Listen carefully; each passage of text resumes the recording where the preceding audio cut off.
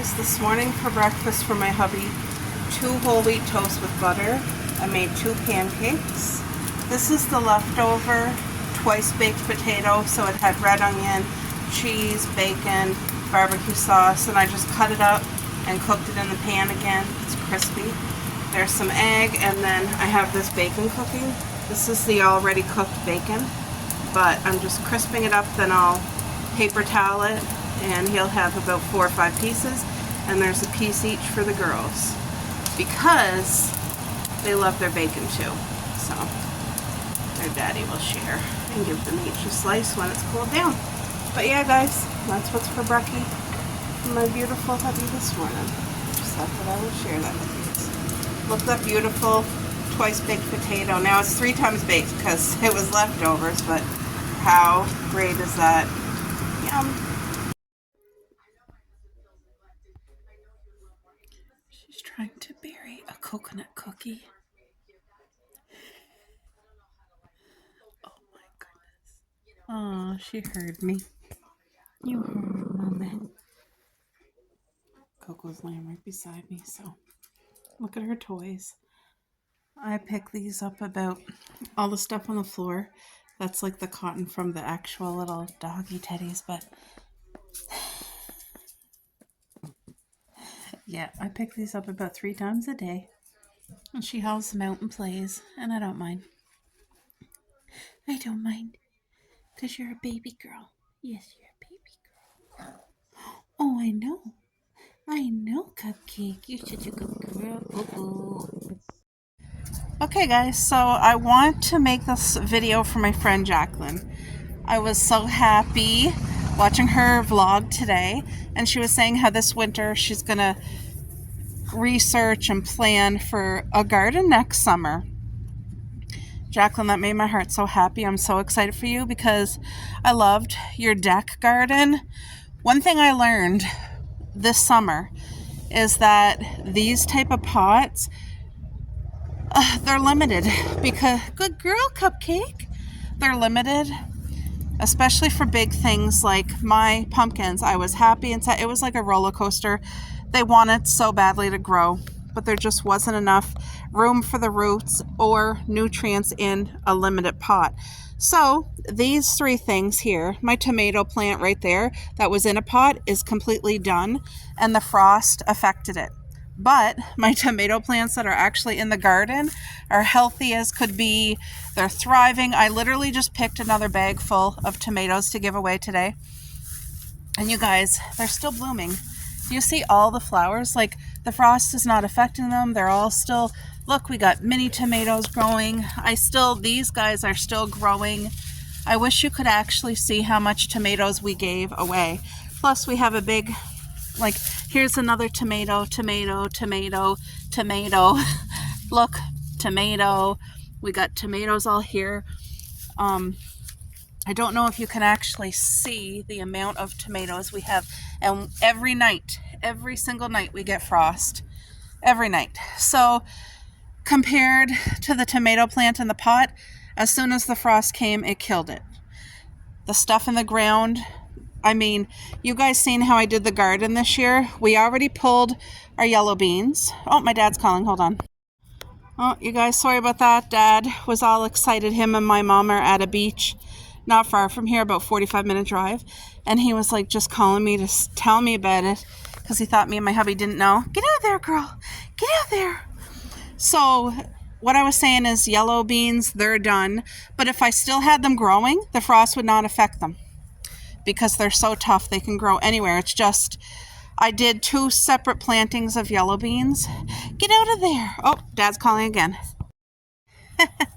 All right, I had a chat with Mom and Dad.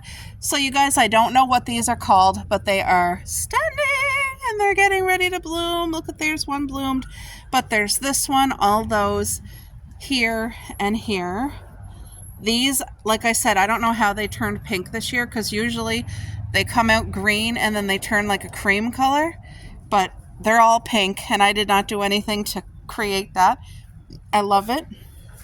And then this one here, I don't know what it's called, what I planted, but you guys look at, it's getting ready to bloom. So there's going to be 3 blooms as far as I can tell. and it's going to be a big, beautiful flower. But I planted this late. So yeah, Jacqueline, I hope this video helps you. I really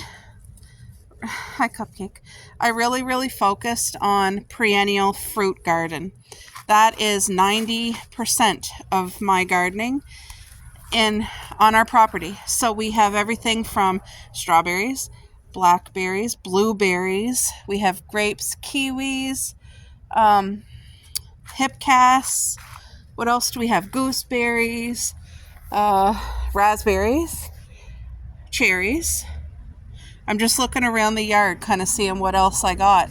So yeah, the majority of our garden, we have plum trees, but they just started this year. They'll take about 3 or 4 years before they fruit. But anyway, the majority of ours is perennial fruit, because those are things that you plant.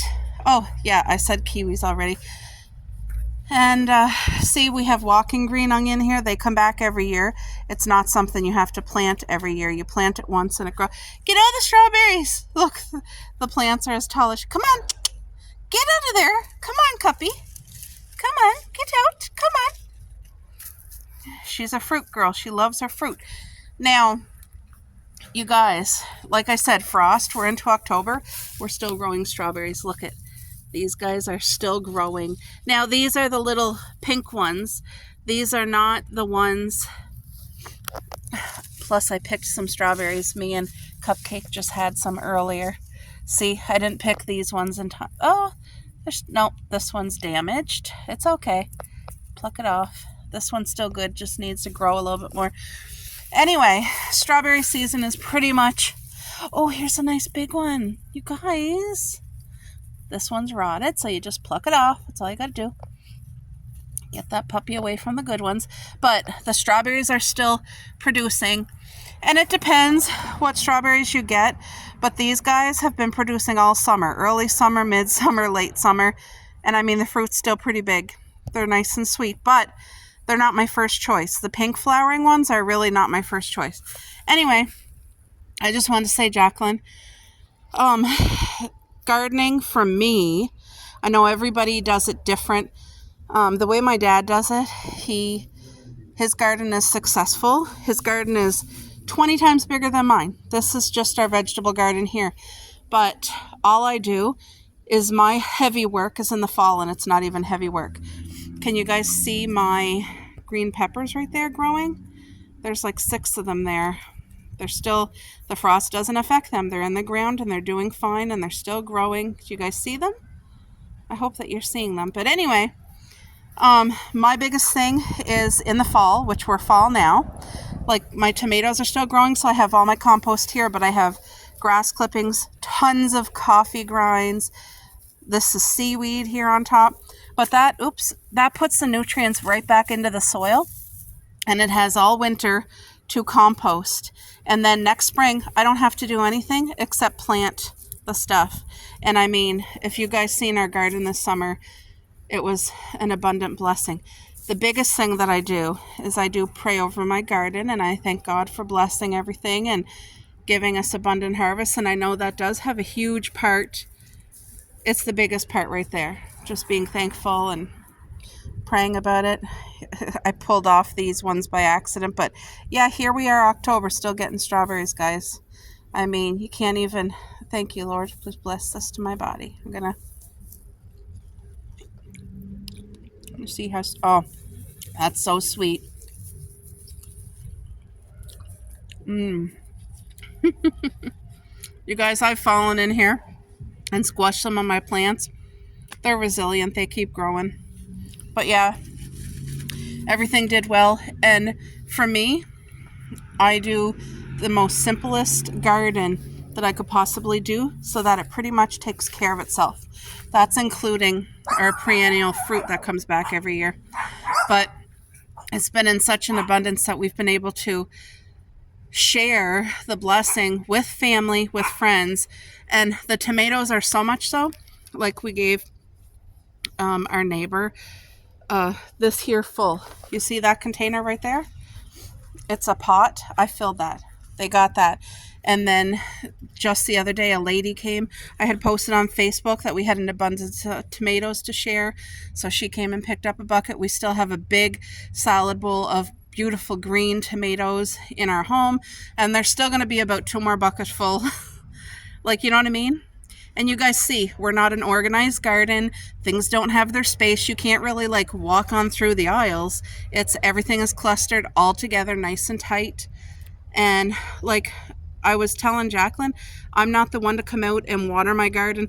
If it's 4 days of extreme heat and no rain at all, 4 days or plus, then I'll take my watering can and literally water the garden as much as I can. But other than that, I mean, it can go 5-6 days with the heat and the sun and not get watered and still do good. It just makes the roots grow longer. But that's my experience with the way that I've gardened. And for me, it's the best possible way to garden for my needs, for our family.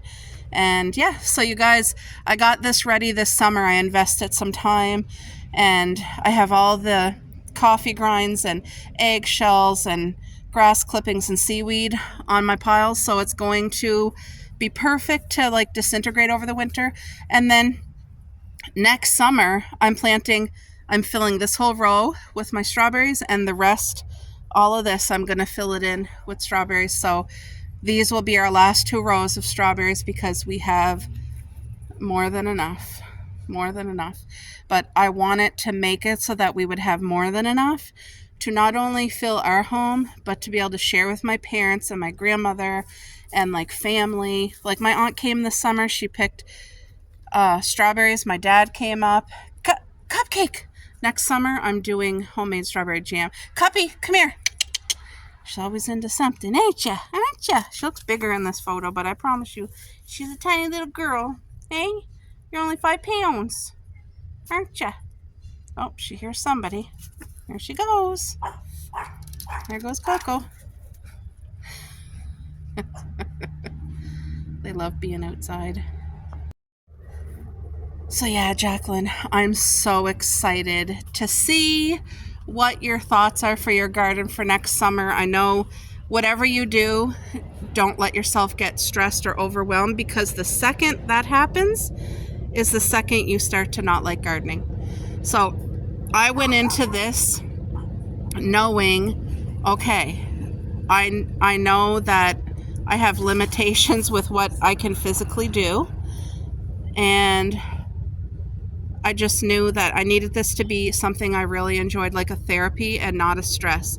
And this is what we've created. Like, I feel it's our own private Garden of Eden back here, and it's been nothing but a blessing. It has not been a stress.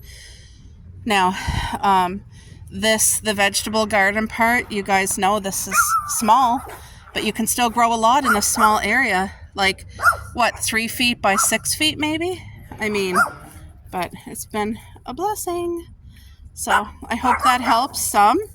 I just want you to know you don't have to have a big space, and you don't have to work extremely hard. You can figure it out to what your needs are. Some people enjoy the hard work. Some people, that's a de-stressor, and they like getting their hands in the soil and bending and stuff. And but like I said, for me, I knew there was certain limitations mentally and physically. So this works for us, and I hope this video does help somebody who wanted to garden and maybe just thought, there's no way I can do that. I can't bend, I can't, because there is different things you can do that will help you and your needs so that you can have a little garden. But I'm more than happy with this size garden for us. Bigger than that, I would not enjoy. The rest of the gardens is perennial gardens. I don't have to plant it. It's already done, and it grows, comes back every year, takes care of itself. Like, I don't even have to water any of this.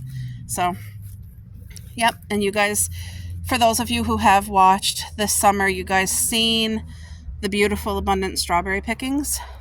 Not just for me, but for like my family. See, look, we still got the cherry tomatoes. They're still growing. Look at that.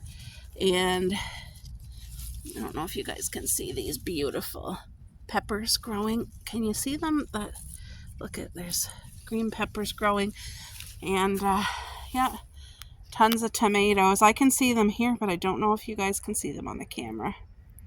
There's just tons. It's like a forest in there, and that works. So yeah, I'm excited when it makes my heart happy when I see friends like wanting to get into that stuff, because I know how much it helps me. It's just nature and being outside and watching things grow.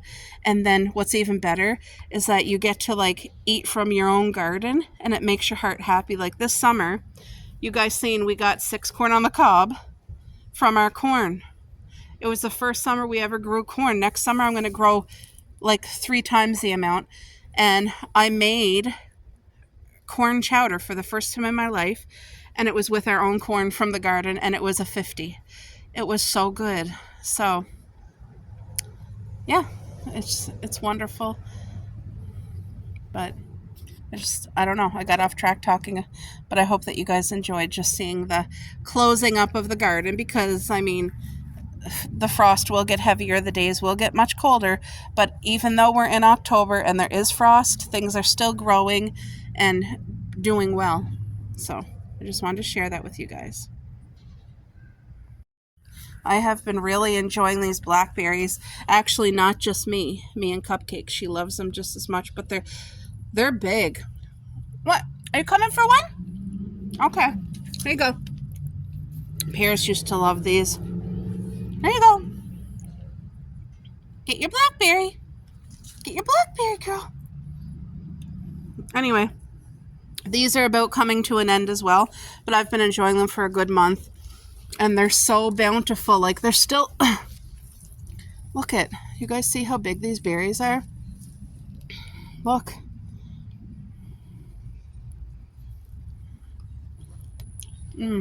That's amazing. So, I emptied one of the rain bucket catchers. Tomorrow I'll empty that one and put it under the step for the winter. Also, we still have wild... Now these guys, that one's a little damaged, so, but these are just wild strawberries, and you wouldn't believe how sweet they are. They're tiny, but they're amazing. You guys can see that. Oh, it's unbelievable. They're so incredible sweet. Anyway, these are blueberry patches. These are high bush blueberries. There's 6 over there. I have 8 here clustered together. And then our first 2 that we ever got right there. But they produce so much fruit. It's just a beautiful blessing. So yeah. Come on, Cupcake. Come on. See, here's a compost pool that we have. I've been throwing everything in. It makes such good, healthy, nutritious black soil. And yeah. I may as well add this to the video too. For those of you who have been keeping up with gardening this summer, these 2 sections, this garden and that garden, is brand new, and it's strawberry garden. And they were planted from the strawberry bear roots this summer. And we had trouble with this one here. The soil was not healthy at all. The plants were not doing good. So all I had to do, I loaded it up with the coffee grinds, with grass clippings and nutrients, and then it just really helped it.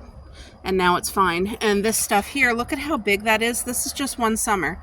And remember, I picked all the flowers off. That is strawberries, guys.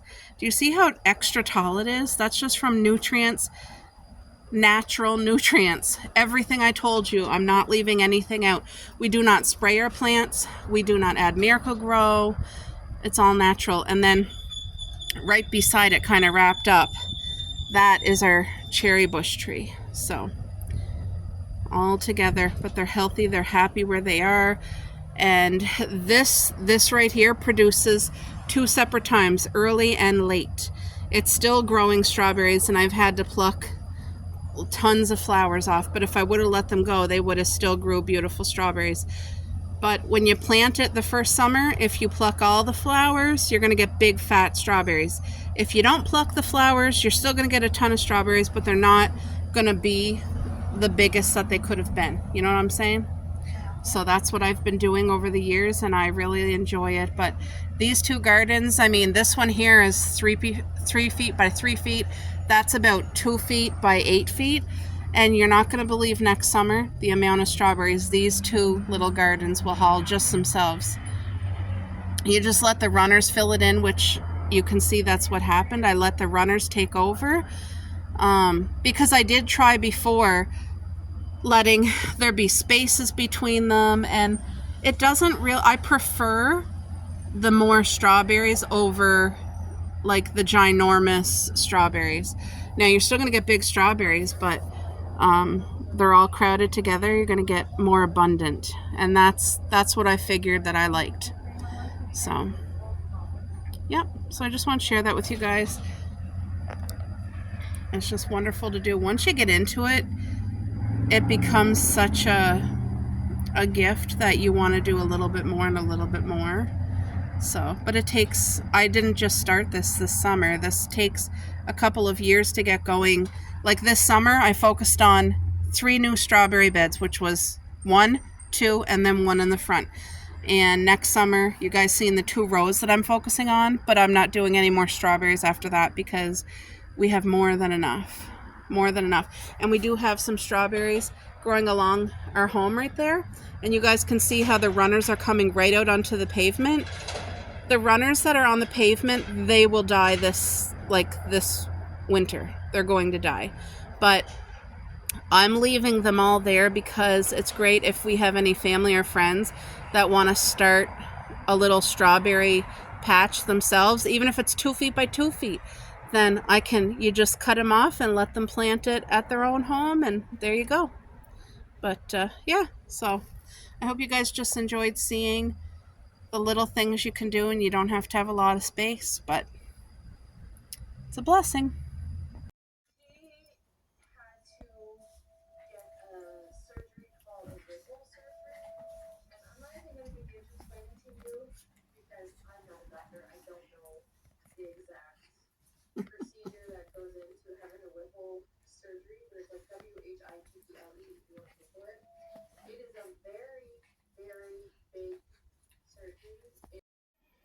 You guys, I wish you could just see.